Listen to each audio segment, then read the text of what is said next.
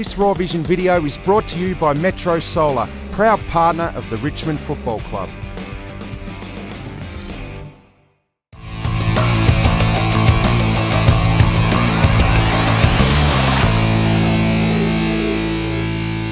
G'day Tiger fans, welcome to Raw Vision and the spotlight on round 17, can you believe? The Tigers take on Port Adelaide at Etihad Stadium on Sunday afternoon. As always, I'm joined by Daly, but Danny, I'm disappointed. Where's the bag of fruit? That was the good luck charm. Well, I'm straight off the track, mate, and they ushered me straight up here, so it's down there, and I was going to whack her on, but I didn't get the opportunity. You blokes have got to get somewhere quickly, apparently, is that right? Yeah, we do. We've got a lot of work here at Raw Vision. Now, I just saw you down on the track. You rushed straight up. How was training? Yeah, boys trained well today. Obviously good weather today, no rain, a little bit of wind, but pretty excited, and they're up and about, you know, after coming off consecutive wins. So, yeah, it was a really good session today. Are we ready for a big scalp? We're due for one. Haven't beaten anyone above us at the minute, and Port have been battling a bit the last few weeks, so no bigger opportunity this week than Sunday to get a big scalp, and we've had their measure, I suppose, over the years, so great opportunity to get 3 in a row. Dimmer after the game, he wasn't wrapped in the performance last week against Brisbane. He mentioned you had to work on a few things at training. What were a couple of those? Yeah, look, I think we scrapped the win last week and kicked 5 goals in the first quarter, and after quarter time I think we were a bit scrappy with our ball movement, our inside 50s. Second quarter I think we scored at 28% when we went inside 50 and 34% in the third quarter. So against the better sides you're not going to win when you have results like that. So we've been working a fair bit on our entries inside 50. Our contested footy, even though we won in periods of last week, we got beat by Brisbane, and I suppose the other thing was they were very good in transitioning from their defensive half with their whippets, as we spoke about last week, as they would be. So just our ability to pressure up, and I think we only had 6 tackles inside 50. So again, if we're going to win this week, we really need to pressure Port Adelaide and force as many tackles inside 50 and use the ball well inside 50. So that's probably been the areas we've been working on this week. Beautiful. Let's have a look at the team. Obviously squads at this stage for a Sunday game, but some handy ins coming in there. Matty Thomas will be keen against his old team. Yeah, he will be. It's obviously after getting the flick last year from there, I think he's got a bit to show their coaching staff there that he's ready to play, and obviously Morrow back from suspension for his week off. Nick Voston back from... Freshened up, Nick. Freshened up, raring to go. So we've got a couple of handy ins in terms of contested footy and then hard nuts, which is what we'll need this week to beat them on the inside and also control their outside. So a couple of good ins, yeah. Bit of a revelation on Nick Voston during the week. The tightest man in the world, Brett Daly reckons. Is that right? That? That came from Lids? He's never shouted anything, Lids reckons. Oh, where are we? Anyway. I think there's a few of those at the minute. Yeah. We had some goal kicking out there today, and if you missed, you had to put $5 in the kitty, and Brendan Ellis missed, and they said he's the tightest bloke in the club. They don't like spending money, these young blokes. They don't on their coaches anyway. We have to pay for the coffees when we take them out, which is ridiculous, but anyway. Hey, what about Port Adelaide? They're a fantastic team, been good all year, but the last month, either they're getting a little bit tired or they just dropped off a little bit.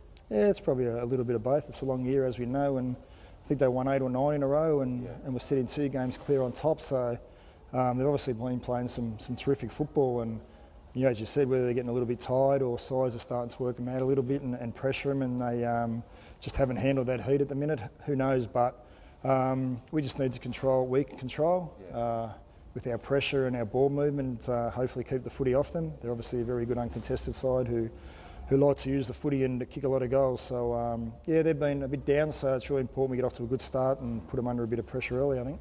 Well, one player you've got to stop because he's in outstanding form and he doesn't need many chances, Jay Schultz. We know him pretty well here at Tigerland, but have a look at this, Danny. 48 goals, 11 behinds. You can't allow him to get any footy really inside 50 because he's going to hurt you. Absolutely, and I think he's number 1 in the AFL for marks inside 50, I'm pretty sure. Jack's just behind him, but as you said, he's probably been one of the ones who's been down of late as well. Hasn't kicked too many goals in the last few weeks. Again, we say it every week, it's probably been through the opposition's pressure in the midfield, but no doubt Rancy will get the job on him, and it's really important that Rancy continues his form, because if we can hold him to 1 or 2 goals, it's going to help us go a long way to winning the game.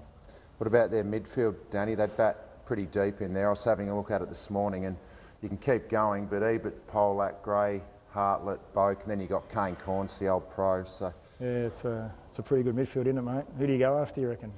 I think you just lock Boak away, don't you? Yeah, I would have thought so. It's looking after the last few weeks, sides have locked him away, and being the captain and the guy that gets them going, he's probably the one we need to go after, and hopefully the rest of our midfield can just do their job on their mids. But as you said, they bat pretty deep, and Gray obviously can come in the midfield and then push hard forward, and Wingard can do the same. And as you said, old Kane Corns, he'll probably get a job, whether it's on Kochi or Brandon Ellis. So as we said earlier, we just need to win the battle in the contested footy and around clearances and get them chasing us rather than us chasing them. Well, he went to Heppel last week, so maybe he will go to an Ellis who's in outstanding form. Good segue. He's starting to really get the hang of his stuff. No, Because how good has Brandon Ellis been? He's just worked his way into the year and in outstanding form. And last week he was probably just about best on ground, I reckon. Yeah, it's probably his best game for the year, apart from his shot on goal from 15 metres out, which he missed.